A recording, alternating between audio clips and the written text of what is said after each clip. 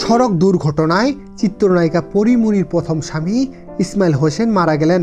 স্বামীর মৃত্যুর খবর শুনে কি বললেন পরিমনি, বিস্তারিত জানতে সম্পূর্ণ ভিডিওটি দেখতে থাকুন।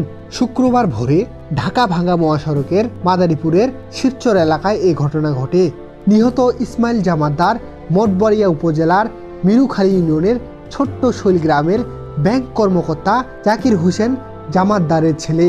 তিনি দুই সন্তানের জনক। ইসমাইল হোসেনের চাচা কবির জামাতদার জানান, ইসমাইল ও তার বন্ধু মানিককে নিয়ে বৃহস্পতিবার রাতে বাড়ি থেকে মোটরসাইকেলে ঢাকা যাচ্ছিলেন। ভোরে ঢাকা ভাঙ্গা এক্সপ্রেসওয়েতে পিছন থেকে দ্রুতগামী একটি ট্রাক তাদের মোটরসাইকেলকে চাপা দেয়। এতে ইসমাইল ও তার বন্ধু মানিক গুরুতর আহত হন। পরে ওই এলাকার স্থানীয়রা তাদের উদ্ধার করে ঢাকা মেডিকেল কলেজ হাসপাতালে নিলে চিকিৎসক ইসমাইলকে মৃত ঘোষণা করেন ও তার বন্ধু মানিককে প্রাথমিক চিকিৎসা দিয়ে আগারগাঁও পঙ্গু হাসপাতালে স্থানান্তর করা হয়। স্বজনরা জানান, নিহত ইসমাইল পরিমনির প্রথম স্বামী। যদিও পরবর্তীতে ইসমাইল আবারও বিয়ে করেন, সেখানে স্ত্রী ও দুইটি সন্তানও রয়েছে। তার মৃত্যুতে এলাকায় শোকের ছায়া নেমে এসেছে।